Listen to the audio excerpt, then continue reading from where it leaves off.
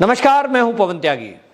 समीर वानखेड़े को लेकर जिस तरह से नवाब मलिक एक के बाद एक आरोप लगा रहे थे, उसके बाद आपको बताएं हमारे देश के कुछ बिकाऊ मीडिया ने ये खबर चलानी शुरू की कि अब समीर वानखेड़े के ऊपर जो रिश्वत लेने का आरोप लगा है, अब उसका सामना करने के लिए वो दिल्ली एनसीबी के मुख्यालय गए हैं और अब समीर वानखेड़े के खिलाफ जांच की जाएगी। तो इसके बारे में आपको बताएं, समीर वानखेड़े दिल्ली पहुंचे जरूर, लेकिन वो किसी और कारण से पहुंचे और जब इस पर मीडिया में खबरें चलने लगी तो खुद सामने बयान आया एनसीबी के विजिलेंस हेड का और उन्होंने बाकायदा इसका खंडन करते हुए कहा कि समीर वानखेड़े के खिलाफ एनसीबी का विजिलेंस कोई जांच करने नहीं जा रहा है, बल्कि खबर यह है कि एनसीबी के 5 अधिकारी, जिसमें आपको बताएं 5 सदस्यीय टीम, जिसमें कि ज्ञानेश्वर सिंह जो कि डीडीजी हैं एनसीबी के, उनके समेत 5 लोगों की टीम मुंबई जाएगी और वहां जाकर जांच करेगी रिश्वत के आरोप लगाने वाले व्यक्ति की, यानी जो व्यक्ति था प्रभाकर सैल। इस व्यक्ति ने बाकायदा एक एफिडेविट दिया था, हलफनामा दिया था और उसमें आरोप लगाया था कि 25 करोड़ की मांग हुई, 18 करोड़ में डील हुई, जिसमें 8 करोड़ समीर वानखेड़े को देने के लिए बात मैंने खुद कान से सुनी है। इस आरोप से हालांकि प्रभाकर सैल मुकर गया, लेकिन क्योंकि आपको बता दें कि एनसीबी का ये भ्रष्टाचार निरोधक एक सप्ताह भी चल रहा है और इस सप्ताह के तहत पहले से ही एनसीबी अपने अधिकारियों पर निगरानी रखे हुए है।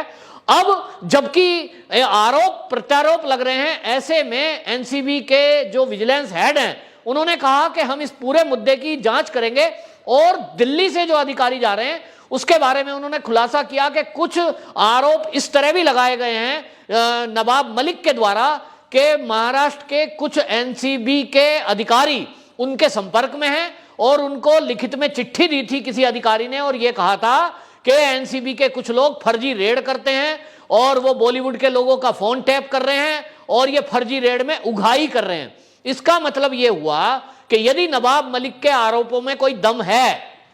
तो वाकई ये मामला गंभीर है और इस गंभीरता को विजिलेंस हेड ने समझा है। और विजिलेंस हेड आपको बता दें, ज्ञानेश्वर सिंह खुद 4 वरिष्ठ अधिकारियों को लेकर मुंबई में इस पूरे मामले की जानकारी में जा रहे हैं, इस पूरे मुद्दे की जांच करने के लिए मुंबई पहुंच रहे हैं। लेकिन इतना साफ है कि जितने चालबाजी और षड्यंत्र नवाब मलिक के द्वारा या बाकी लोगों के द्वारा ये रचा गया था कि वो समीर वानखेड़े को इस जांच से आरोप लगाने के बाद अलग कर ले जाएंगे, उनके मंसूबों पर पानी फिर गया है, क्योंकि अब एनसीबी के विजिलेंस हेड ने क्लियर कर दिया कि समीर वानखेड़े पर उनको पूरा भरोसा है और उनके खिलाफ कोई जांच नहीं हो रही है। लेकिन हमने देखा है कि मीडिया किस तरह से इस फेक न्यूज को चला रहा है और पूरे दिन उसने न्यूज चलाई कि समीर वानखेड़े दिल्ली मुख्यालय पहुंचे हैं, उनसे जानकारी ली जा रही है, रिश्वत मामले की जांच होगी। यानी एक फर्जीवाड़ा इसमें मीडिया का भी दिखाई दे रहा है और यह सब समझ में आता है क्योंकि बॉलीवुड के पास जो पीआर कंपनी है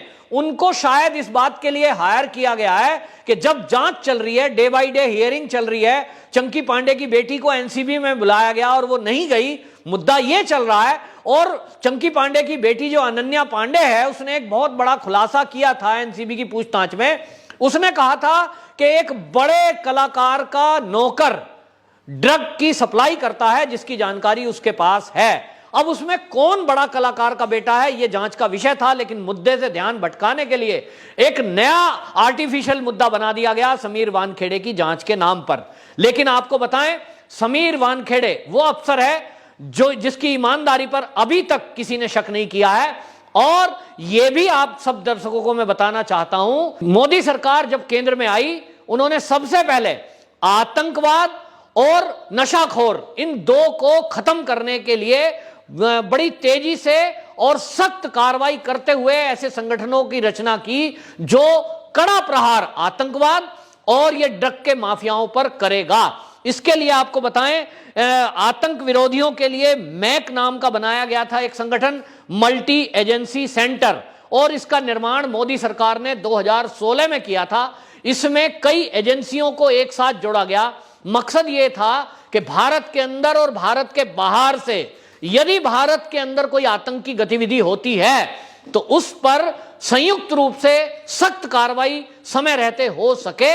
एक एजेंसियों में आपस में तालमेल हो, और इसके लिए मैक नाम की संस्था बनाई गई, मल्टी एजेंसी सेंटर। और इसी तरह आपको बताएं, केंद्र सरकार ने 2016 में नार्को कोऑर्डिनेशन सेंटर एनकॉर्ड इस नाम की एक संस्था बनाई थी, और इस नाम की संस्था में भारत के सभी राज्यों के तेज तर्रार अधिकारियों को इसमें जोड़ा गया था। और ये इसलिए किया गया क्योंकि जो मोदी सरकार है, इनके पास जो इनपुट्स मिले वो ये थे कि कुछ देश मिलकर के भारत को नशे का बड़ा हब बनाना चाहते हैं, एक बड़ा सेंटर डेवलप करना चाहते हैं, और यहां से नशे की खेप वो दुनिया के कई देशों में पहुंचाई जाएगी। और इसके लिए 3 देशों का नाम सामने आया था, जिसमें भारत, कनाडा और ऑस्ट्रेलिया। और ये इनपुट्स मिले थे कि अब बड़े पैमाने पर वो खेप भारत में लाई जाएगी, फिर उसको एक और हाई क्वालिटी की ड्रग के रूप में तैयार किया जाएगा और दुनिया में उसकी सप्लाई की जाएगी। इसके बाद आपको बताएं, कार्रवाई हुई थी और 300 करोड़ की ड्रग वो मुंबई पर पकड़ी गई थी। और जब वो पकड़ी तो जो केंद्र सरकार है वो हरकत में आई, और इसलिए तय किया कि दुनिया के ऐसे देश जो ड्रग माफियाओं के विरुद्ध कार्रवाई करना चाहते हो, क्यों ना उनका एक संगठन बनाया जाए। और मोदी जी की पहल पे गृह मंत्रालय के तत्वाधान में आपको बताएं, लगभग 26 देशों से यह समझौता किया है भारत सरकार ने कि किसी भी 26 देशों में, किसी भी देश में कोई नशे का कारोबारी की सूचना उनके पास होती है या कोई नशे का कारोबारी पैडलर वहां होता है, उसकी गिरफ्तारी, उसकी जानकारी एक दूसरे को साझा करेंगे। और 26 देशों से जो ये मोदी सरकार ने संगठन बनाकर समझौता किया, उसके बाद आपको बताएं, एक हाई लेवल जो मामले हैं नारकोटिक्स डिपार्टमेंट के, उसको डील करने के लिए एक नया संगठन बनाया, सीजर इंफॉर्मेशन मैनेजमेंट सिस्टम, जिसको सिम्स कहते हैं। और यह सिम्स नाम का संगठन बनाकर तेज तर्रार अधिकारियों को इस पूरे संगठन में डाला गया, जिसमें समीर वानखेड़े भी एक है। जैसा कि आप जानते हैं, समीर वानखेड़े IRS हैं, वो IPS नहीं है, यानी उनके पास पुलिस विभाग का कोई अनुभव नहीं था। लेकिन उसके बावजूद भी वो 2008 से जो नौकरी कर रहे हैं, उनका जो ट्रैक रिकॉर्ड था, केंद्र सरकार ने ऐसे सभी अधिकारियों का ट्रैक रिकॉर्ड देखा जो देश में वरिष्ठ IRS या IPS हैं और वो ईमानदार हैं। ऐसे ईमानदार अफसरों की जरूरत क्योंकि नारकोटिक्स डिपार्टमेंट में कार्रवाई करने के लिए पड़ती है, और इसलिए भी कि जो डरे नहीं और ना झुके, ऐसे निडर जाबाज अधिकारियों की छटनी की गई। और उसके बाद उन जाबाज अधिकारियों को बाकायदा सिम्स यानी सीजर इंफॉर्मेशन मैनेजमेंट सिस्टम से जोड़ा गया। अब उस सिस्टम में जानकारी जुटाई जाती है सैटेलाइट के जरिए। फोन कॉल डिटेल कैसे होती है, आपने सुना होगा एक शब्द के व्हाट्सएप चैट को रिकवर कर लिया गया, मैसेज रिकवर कर लिए गए, फोटो तक भी रिकवर कर लिए गए। ये जो काम है ये बाकायदा आपको बताएं सीजर इंफॉर्मेशन मैनेजमेंट सिस्टम का है। और ये सिस्टम अब कई संगठनों के साथ मिलकर भारत में नशाखोरों के खिलाफ कार्रवाई कर रहा है, जिसके अंदर DRI, BSF, SSB, coast guard, RPF और NIA। और यह तय हुआ कि यदि आतंकवादियों से तार किसी ड्रग पैडलर के जुड़ते दिखाई देते हैं, यदि यह सिद्ध होता है कि कोई ड्रग पैडलर ये पैसा जो कमा रहा है ड्रग बेचकर, ये आतंकवादियों को हवाला के जरिए पैसे दे रहा है या किसी भी माध्यम से पैसे पहुंचा रहा है, तो उस जांच को NIA को ट्रांसफर कर दिया जाएगा। लेकिन संगठन जो बनाया, उस संगठन की शक्ति की अनुभूति आपको याद होगा कि मुंद्रा पोर्ट पर 21,000 करोड़ रुपए की जो ड्रग पकड़ी गई थी, वो इसी सिम्स नाम के संगठन का संयुक्त प्रयास था, जिसके कारण वो जो 26 देशों से मोदी सरकार ने समझौता किया था, उसमें किन्हीं देशों ने मोदी सरकार को जानकारी दी कि एक शिप के अंदर इस तरह का बड़ी मात्रा में ड्रग को भारत में लाया जा रहा है। उसके बाद उसमें क्योंकि नेवी भी है उस संगठन में, नेवी के पूरे निगरानी में, देखरेख में उस शिप को कंट्रोल में लिया गया और फिर उसको मुंद्रा पोर्ट पर लाकर अपराधियों को और माल को जब्त किया गया। इसी में समीर वानखेड़े नाम के अफसर, ये केंद्र सरकार की गृह मंत्रालय की पसंद के अफसर हैं और इनको बाकायदा एक्साइज से ट्रांसफर करके एनसीबी में लाया गया है। यह बात नवाब मलिक को भी याद रखनी चाहिए, यह बात बॉलीवुड के उन लोगों को भी ध्यान में रखना चाहिए जो नशे के कारोबारियों से जुड़े हुए हैं, नशे का कारोबार करके हमारे देश के युवाओं को बर्बाद कर रहे हैं और नशे का कारोबार करके पैसे कमाकर उन पैसों को आतंकवादियों को भेज रहे हैं, डायरेक्ट इनडायरेक्ट रूप में उनकी फंडिंग कर रहे हैं। यह बात सभी अधिकारियों को ध्यान से कान खोलकर सुन लेनी चाहिए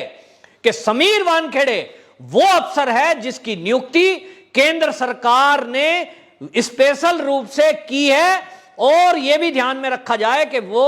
मुंबई जोन का जोनल डायरेक्टर बनाया गया है। उसके पीछे केंद्र की पूरी शक्ति है। कोई अगर यह सोचता है कि समीर वानखेड़े पे झूठे आरोप लगाकर उनको जांच से भटका दोगे या उनको डरा धमकाकर आप किसी डी कंपनी या A to Z कंपनी से फोन कराकर या उनकी फैमिली को परेशान कर दोगे, या आप ये सोचते हो कि रिश्वत देकर उसके जो समीर वानखेड़े का जो जांच का तरीका है उसके चरित्र पर आप आंच उठा दोगे, वो सब लोग भूल जाएं कि कभी वो इस षड्यंत्र में कामयाब होंगे। आप सबको यह ध्यान में आ जाना चाहिए कि समीर वानखेड़े और उनके जैसे कई अफसर, जैसे कि मैंने बताया जो ज्ञानेश्वर सिंह हैं, इंटेलिजेंस हेड हैं, वो भी उन्हीं अफसरों की फहरिस्त में से एक हैं, और इसी तरह जो डीडीजी हैं वो भी उसी लिस्ट में एक हैं, और जो इस समय एनसीबी के हेड हैं उनकी भी नियुक्ति इसी वजह से की गई है क्योंकि अब केंद्र सरकार का सीधा सीधा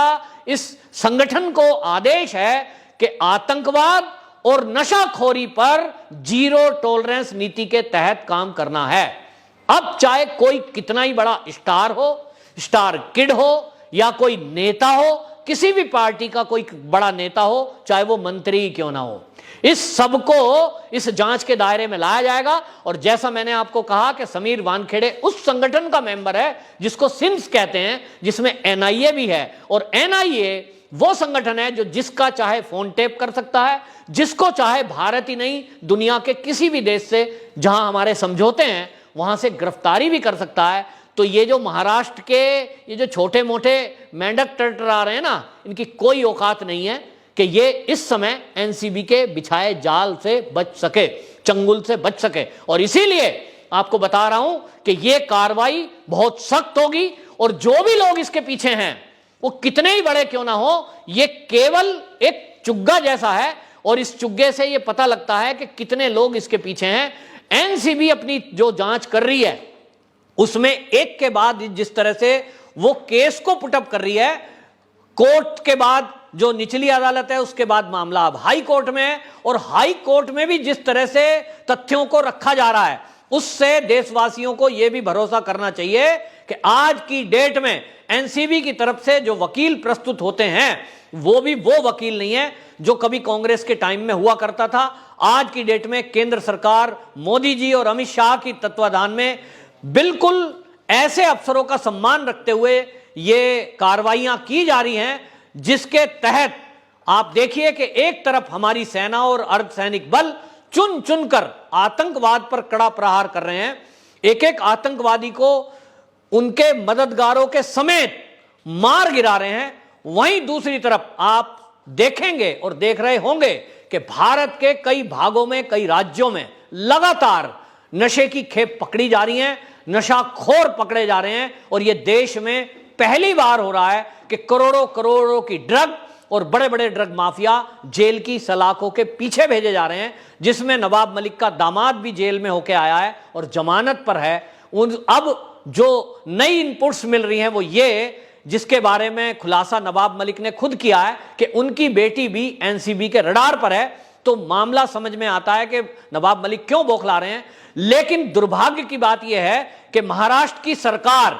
एक मंत्री के दामाद और बेटी को बचाने के लिए मौन होकर इस सारे नाटक का एक दर्शक बनी हुई है, जबकि महाराष्ट्र सरकार को इसमें एनसीबी जैसी संस्था का सहयोग करके यह मैसेज देना चाहिए महाराष्ट्र की जनता को कि हम नशाखोरों के विरुद्ध हैं, ना कि नशा करने वालों के साथ। वंदे मातरम।